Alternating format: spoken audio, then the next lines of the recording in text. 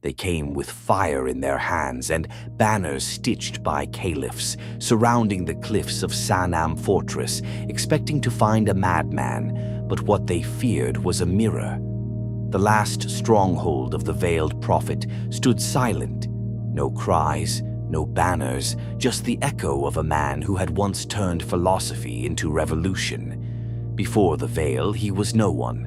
Atta ibn Qais, a cloth dyer from the eastern steppes of Khorasan, born disfigured, nameless in the chronicles of men, faceless to the world. But history, like fire, spreads from small sparks. He began not as a prophet, but as a man tired of being invisible. They mocked his veil, thinking it was shame, but he turned it into a symbol more powerful than any crown. As the Abbasid Caliphate stretched its tendrils into Persia, grinding the old Zoroastrian world into dust and replacing fire with decree, Atta's voice rose, not with blades, but with scripture of his own making. He declared that light itself had passed through many vessels: Adam, Zoroaster, Jesus, Muhammad, and now through him. He wasn't merely chosen, he was the next illumination. His words were strange yet seductive, wrapped in mysticism and rebellion. But it wasn't just poetry, it was strategy. In a land broken by overtaxation, crushed belief systems, and fractured tribes, Al-Muqanna, the Veiled One, promised not just paradise, but vengeance wrapped in silk. He mastered optics, illusions, and celestial mathematics, blending science with divine spectacle. In candlelit chambers, he demonstrated reflections and fire tricks to astonished villagers.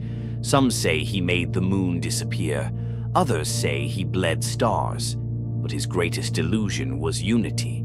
He brought together Persians who missed the old gods, Arabs who hated their caliphs, and peasants who had no god at all. His army swelled, not with elite warriors, but with zealots, heretics, women, escaped slaves, failed generals, and forgotten fire priests. They didn't fight for territory, they fought to erase an empire. The Abbasids mocked him, called him a magician, a heretic, a fraud. But they kept losing ground. Fortress after fortress in northeastern Persia fell. Al-Muqanna's banners, white and blinding, flew across the sky like avenging angels. His court, unlike Baghdad's gold-crusted palaces, was a sanctuary of books, oaths, and fanatic discipline. He declared himself the final incarnation of divine light, equal to the prophets, successor to Zoroaster and Muhammad alike. His soldiers stopped fearing death. Women in white armor rode beside men, chanting his verses. His word spread faster than the Abbasid spies could burn it.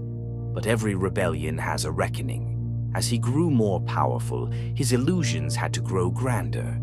He isolated himself, refused to be seen even by his closest followers, claimed that no mortal could bear his unveiled face. Some believed him divine, others feared he had gone mad. But belief, once ignited, does not ask for sanity. Then came the siege. The Caliph Al-Mahdi, humiliated and enraged, sent a final army, tens of thousands, black-cloaked and ruthless, to Sanam. For months, Al-Muqanna's mountain fortress resisted. No food, no water, no aid. He fed his followers poetry while the empire catapulted stones and plague into their homes. But he would not surrender. As his generals fell and his people starved, he remained in his chamber, veiled, writing until the end. When the outer walls finally crumbled, Al-Muqanna chose his final illusion. He gathered his wives, his remaining guards, and his closest disciples, and drank poison. Then he burned his body in a hidden chamber, leaving only ashes and veil. The Abbasids never found a corpse, and in that absence, myth was born. They paraded his veil in Baghdad as proof of his death, but whispers said he had become light itself, ascending beyond flesh. In the following years, his symbols appeared carved into hidden caves, etched into old fire temples, passed from rebel to rebel. Though his army had vanished, his legend endured. Mothers would hush crying children with warnings. The veiled one sees. Scholars debated whether he was prophet or charlatan.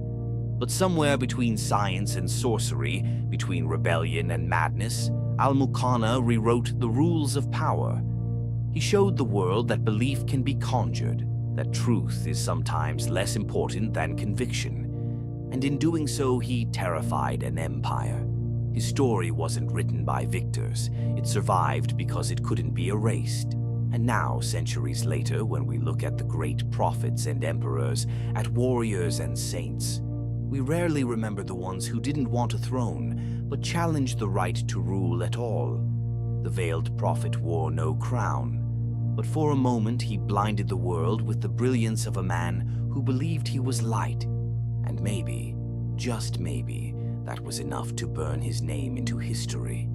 If you believe stories like his deserve to be remembered, not just for what they were, but for what they dared to question, then subscribe, because this is Teduant, where we bring the forgotten back to fire.